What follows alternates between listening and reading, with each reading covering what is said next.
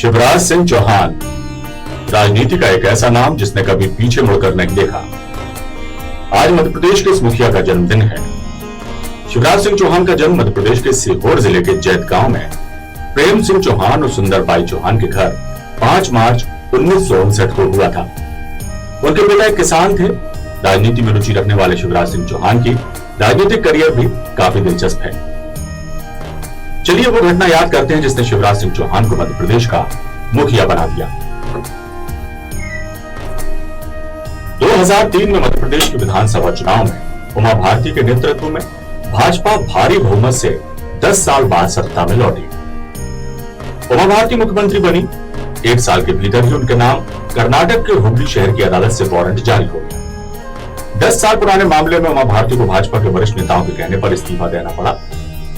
उमा ने गौर को ये सोचते हुए मुख्यमंत्री बनवाया कि जब वो कहेंगी वो त्याग पत्र दे देंगे। उमा ने उन्हें गंगा जल हाथ में रखकर कसम दिलाई कि जब कहूं तब सीएम की कुर्सी छोड़ देना। लेकिन क्लीन चिट मिलने पर जब उमा ने उनसे इस्तीफा मांगा तो गौर ने साफ मना कर दिया था।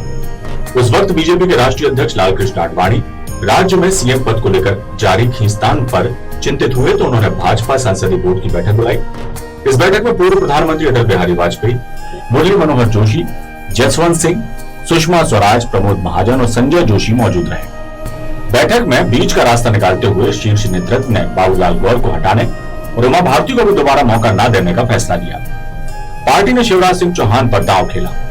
आखिरकार बाबूलाल गौर को पद छोड़ना पड़ा और 29 नवंबर 2005 को मुख्यमंत्री पद पर उनकी आखिरी तारीख रही। इस तरह मुख्यमंत्री बनने में सफल रहे शिवराज सिंह चौहान ने फिर कभी पीछे मुड़कर नहीं देखा। कई योजनाओं की नाव पर सवार होकर शिवराज 2008 और 2013 का विधानसभा चुनाव भी जिताने में सफल रहे। 2018 में बीजेपी को हार का सामना करना पड़ा। फिर अचानक मध्य प्रदेश में हुई उठापटक के बाद 15 महीने की कमलनाथ सरकार गिरी और एक बार फिर शिवराज सिंह चौहान मुख्यमंत्री बने। मैं शिवराज सिंह चौहान ईश्वर की शपथ लेता हूं कि मैं विधि द्वारा स्थापित भारत के संविधान के प्रति सच्ची श्रद्धा और निष्ठा रखूंगा। शिवराज राज्य के सबसे ज्यादा समय तक इस कुर्सी पर बैठने वाले शख्स हो गए हैं। वे छात्र जीवन से ही राजनीति से जुड़े रहे। 1975 में वे मॉडल हायर सेकेंडरी स्कूल की स्टूडेंट्स यूनियन के अध्यक्ष रहे। 1976-77 में आपातकाल के दौरान वे जेल गए। 1977 से आरएसएस के सक्रिय कार्यकर्ता रहे।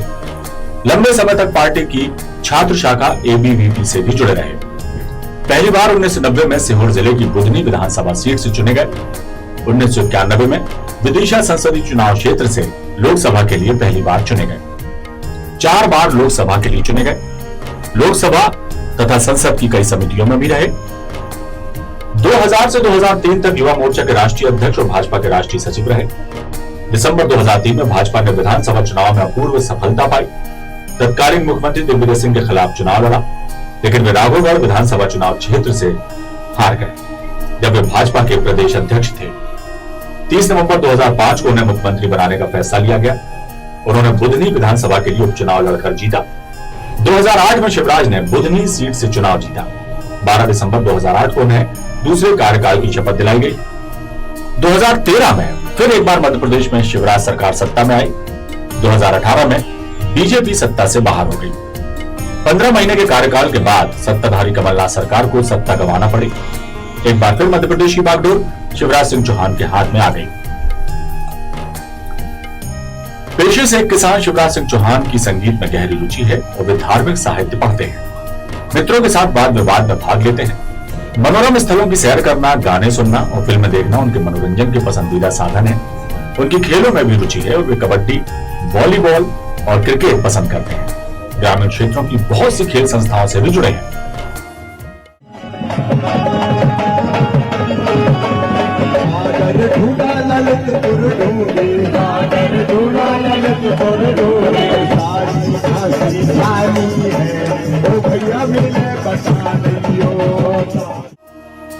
शिवराज सिंह चौहान को आज मामा के नाम से भी जाना जाता है। सबसे प्यारा शब्द बच्चों के लिए होता है मामा।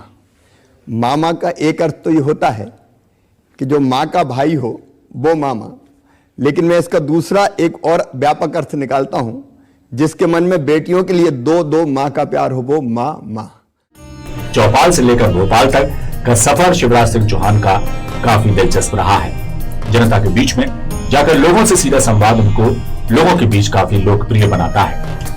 मैं माननीय मुख्यमंत्री शिवराज सिंह चौहान जी को जन्मदिन की बहुत बधाई देता हूं। उन्होंने जनप्रतिनिधि के रूप में, उन्होंने नेता के रूप में और मुख्यमंत्री के रूप में लगातार मध्य प्रदेश की जनता की सेवा की है।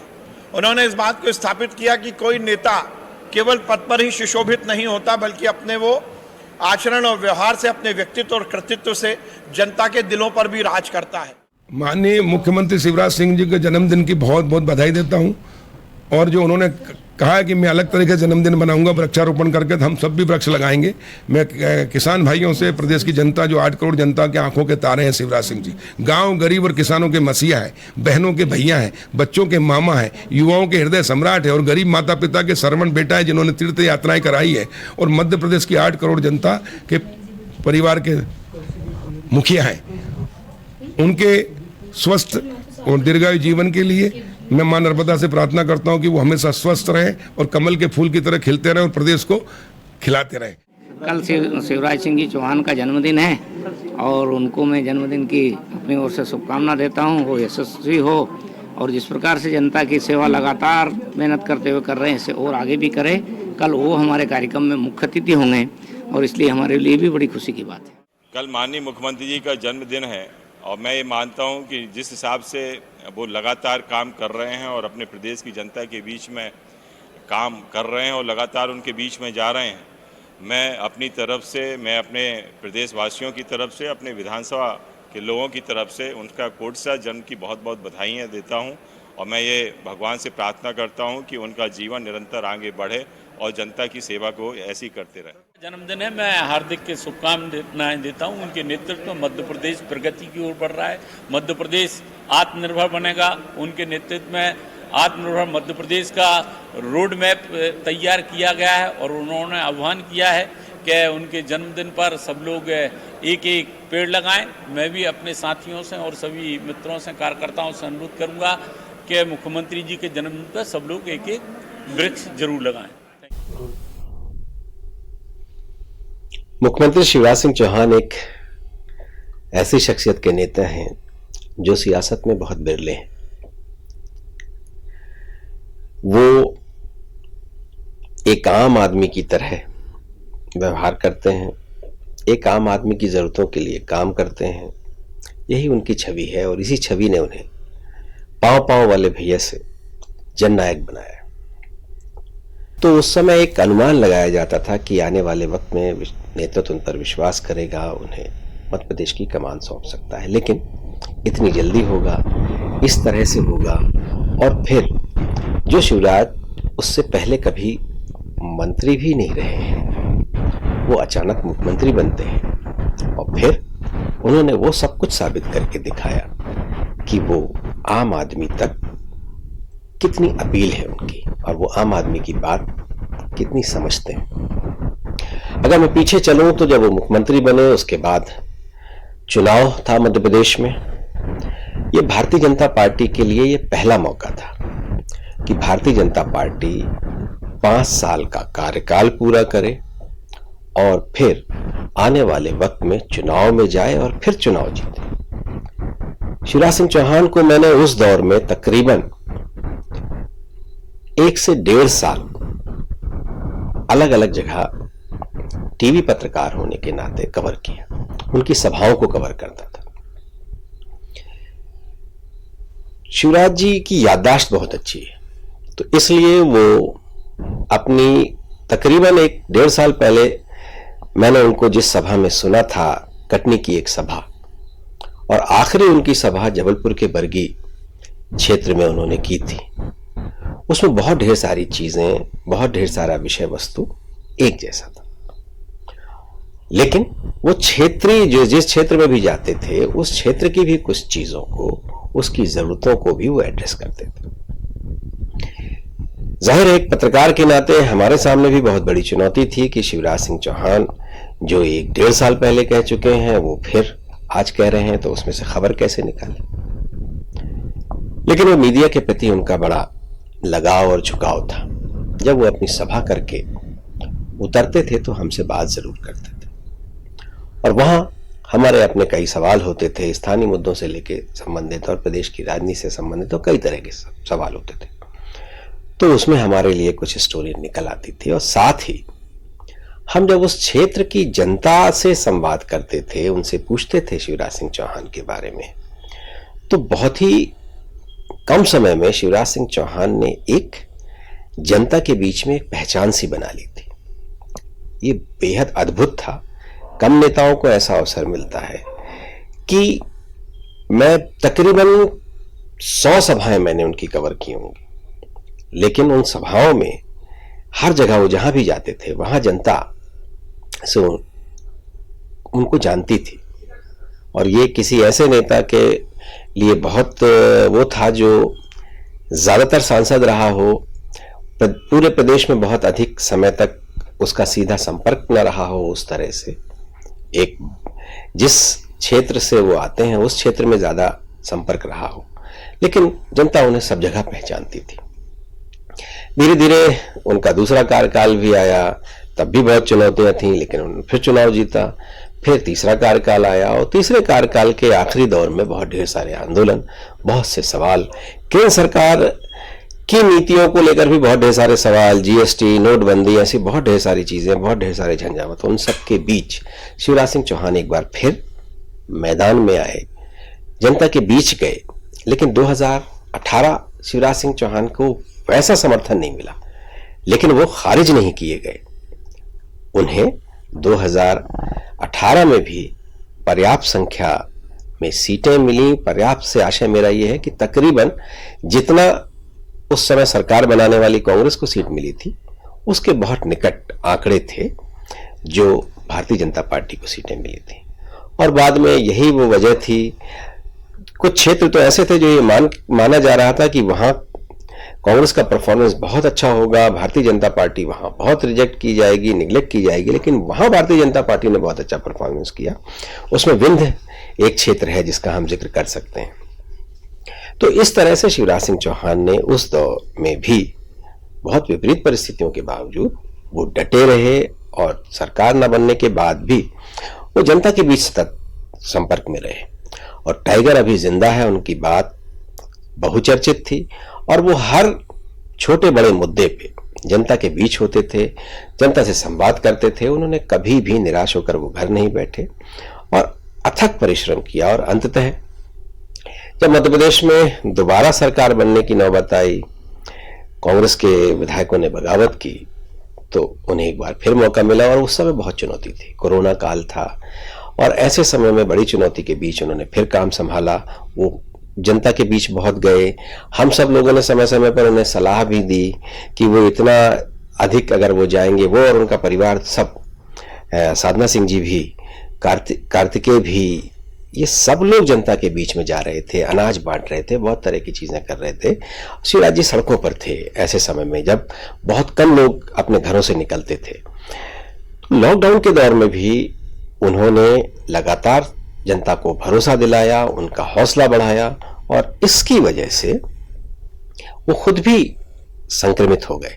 लेकिन संक्रमित होने के बाद भी वो अस्पताल से भी उन्होंने काम किया, मीडिया से हमसे संवाद भी किया, हमसे सलाह भी, हमारी कुछ मशवरे भी उन्होंने लिए, और वो उसको लगातार आगे बढ़ाते रहे। अब तकरीबन 1 साल हो रहा है उनके इस नई पारी के। इस बार शिवराज कुछ नए अंदाज में, कुछ आक्रामक भी अधिक हैं वो, और नए अंदाज में है, नए तरह से है। उनके इस नए अंदाज की भी बहुत चर्चा है। वो वाले शिवराज हैं या कुछ नए हैं, इसको लेकर तुलना भी होती है। लेकिन जनता के प्रति जो उनका संवाद का तरीका है वो वही है, वो नहीं बदला। हाँ, कुछ सख्त नजर आते हैं, और ये जो सख्ती है ये बहुचर्चित है और चहुंओर है। तो जाहिर है कि नए रूप में जनता उन्हें नए ढंग से देख रही है, नए अंदाज में समझने की कोशिश कर रही है। और अब चुनौतियां बहुत हैं, ये समय ऐसा है, आर्थिक संकट का दौर है, कोरोना का संकट का भी दौर है, तो चुनौतियां भी बहुत हैं, और विपक्ष भी इस बार बहुत अधिक मजबूत है। तो इन सब के बीच लेकिन वो हर बार साबित करते रहे हैं कि वो योद्धा हैं और विजेता भी हैं।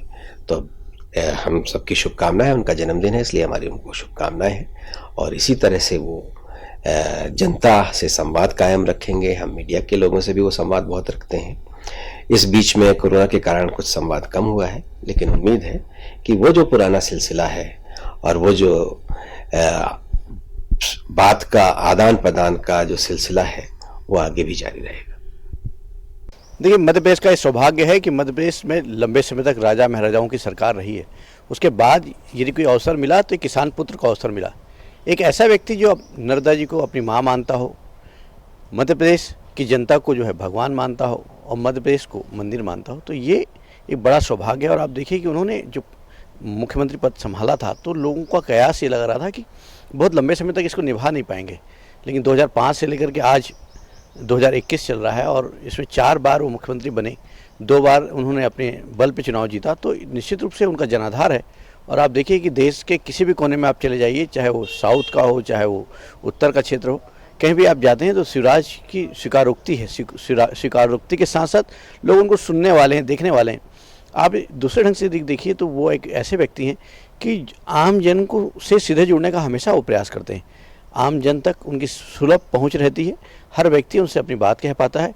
और आप देखिए कि जो लाडली लक्ष्मी योजना उनकी जो शुरू हुई थी 2005 में जब उन्होंने कार्यभार संभाला था, 2006 और 2007 के आसपास ये लाडली लक्ष्मी जो आई और उसको पूरे देश ने स्वीकार किया।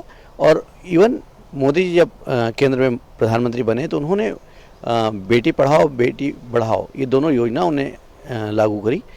तो कहीं ना कहीं शिवराज जी पूरे देश में एक चिरपरिचित चेहरा हैं उनके रहने से। और इस बार जब चौथी बार वो मुख्यमंत्री पद संभाले हैं तो लोगों में बड़ा उत्साह दिखाई दे रहा है। और आप देखिए कोरोना काल में आदमी विचलित था, लॉकडाउन था, लेकिन उस सड़क पे निकल करके उन्होंने काम किया, लोगों से मुलाकात करी और जो हो सकता था, जितना बेहतर हो सकता था, उन्होंने जो रिलीफ फंड जारी किया।